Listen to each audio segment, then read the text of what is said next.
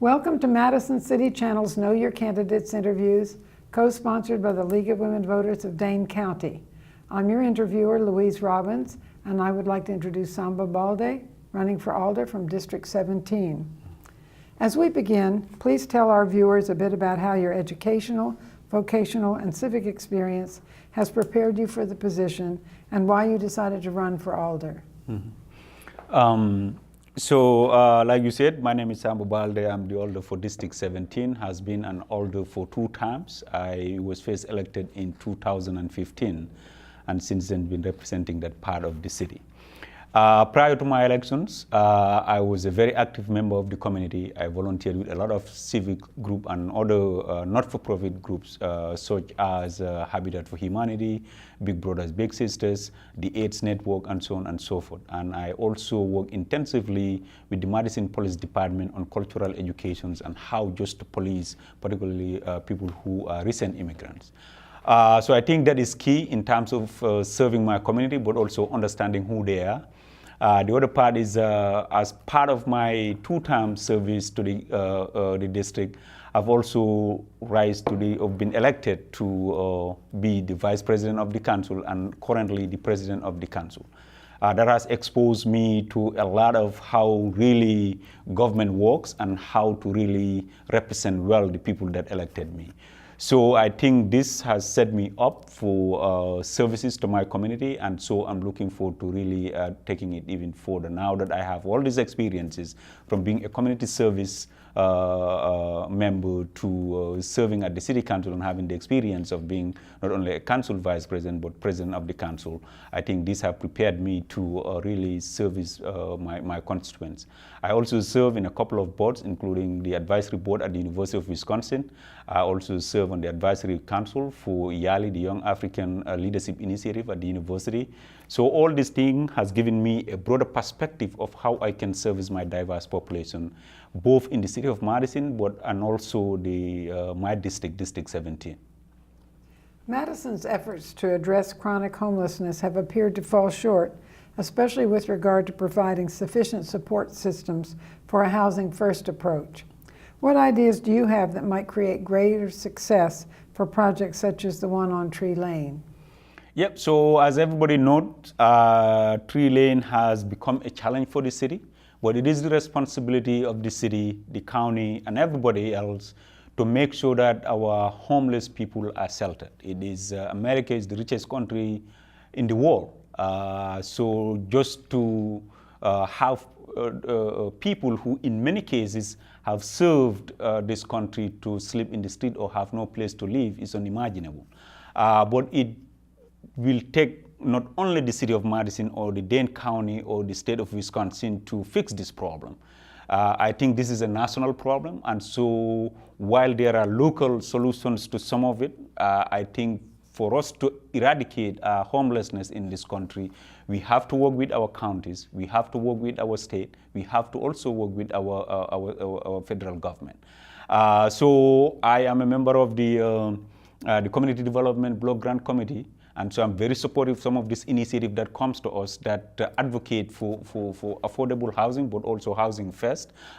Tree Lane came out of it. And other homes that are designed to provide for our homeless population.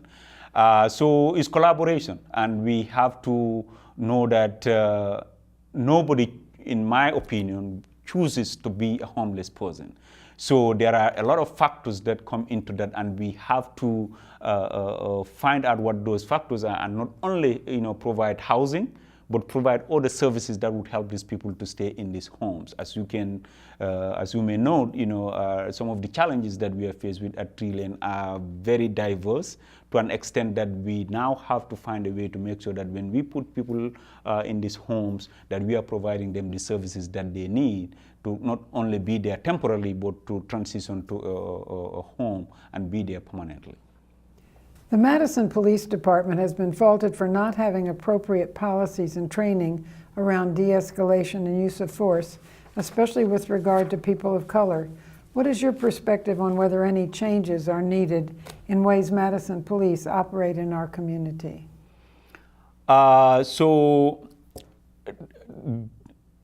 police work is difficult and is challenging. In many cases, you have to deal with life and death. And so doing that kind of work can always be challenging. But we also know that in many cases, the experiences between police forces and people of color has not been very pleasant. And so we have to factor all these things into our police department and see how they can work with the community. Like I said earlier, prior to being in the council, I was very active in my immigrant community and work with the police department to make sure that they understand our culture, how we do things. When we look at you, why are we looking at you that way? How do we talk to people? And just our demeanor, body language, and all these cultural differences, so that we are not misrepresenting either body language or even verbal communications. So I think, again, this becomes an issue of collaboration, but also the City of Madison commissioned a study about how the Madison Police Department do their work, and we hired the consultancy services of OIR. They presented a report. Now we have a committee that is looking into the report and make final recommendation to council as to how what we should implement and what will make our police force better.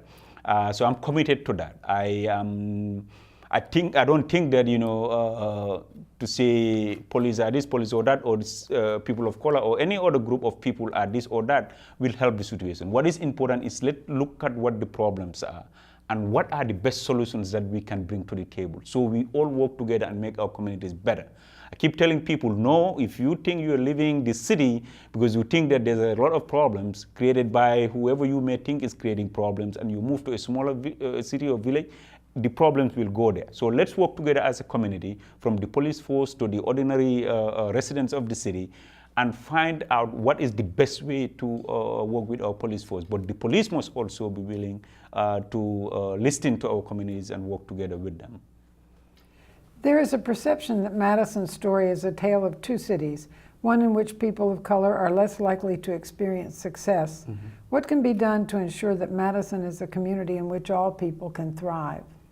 Yep. So again, rightly so, Madison is considered a liberal city. But if you look at some of our policies, are very conservative and are not serving particularly people of color. There are different ways we can help people of color. One way, like I said, I'm part of the Community Development Block Grant Committee, but also as a member of the City Council, I've advocated for budget allocations to people of color, a small business initiative around minority groups and things like that. So I think one way to be inclusive, for example, is to have funding that finances small businesses for people of color. The way I would say Caucasians or other group of people go after funding may be a little bit different from an African American or a person of color. There are some challenges. So simplifying this access to these funds, I think, will help them. So I have reached out to the mayor's office and see how we can help create some fundings towards helping these minority groups, particularly people of color. What issue have you identified as being of primary concern to the residents of your district, and how would you approach tackling it?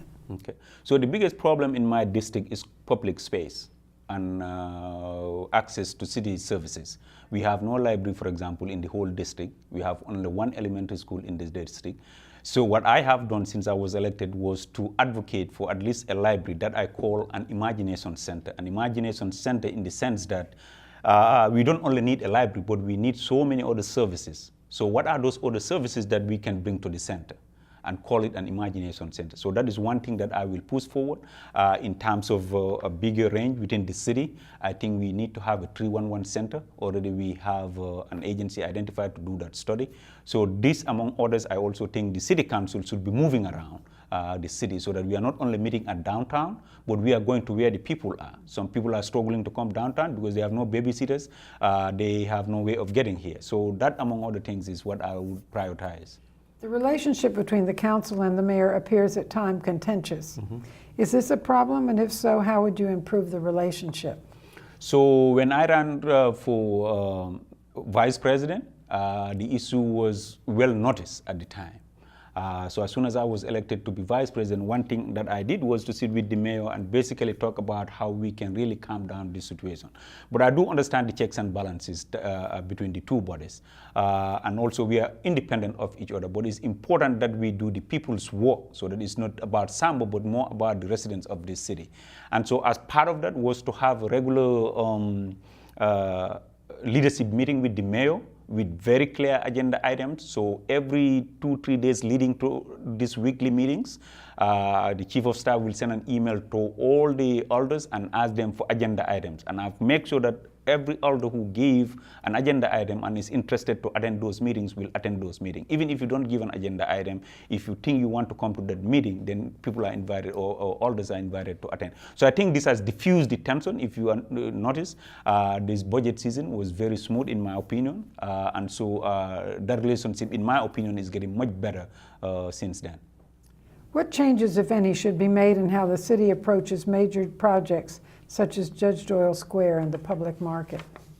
I think the involvement of the community and make sure that they are aware. The good thing about Judge Doyle this time around is that we are not using taxpayers' money, even though we did have an agreement to give $600,000 or something, but generally engage the community. What I have done in my district, and I promised this when I was running particularly the first time, is that whatever comes to this district, you will be part of that conversation. So whatever we are wanting to do in the downtown area, I think we should engage our residents and make sure they're aware of what we are about to do with their money particularly. What council committees do you want to serve on and why?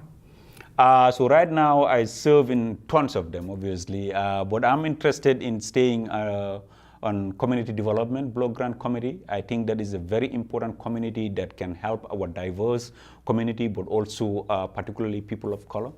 I think parks is important. A lot of people use the park, so having access to that to make sure that access to the park is equitable is one thing I am very interested in. I also do think with my experience in leadership and council generally, being on the finance committee will be an important thing to me.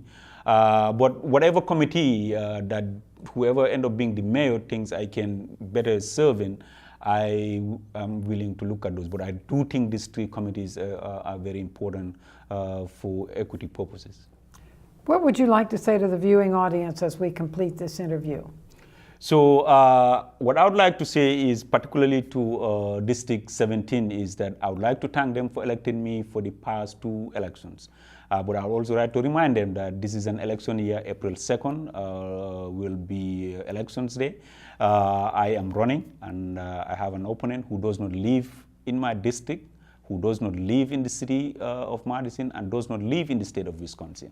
So it is important that I'm asking for their vote to elect me again, but also that I am committed to working for my constituent, for my city. I'm not doing this for politics. I'm doing this to take my community services to the next level. And I'm committed to that. And so I look forward to working for you in the next 2 years. And so therefore, I ask for your vote.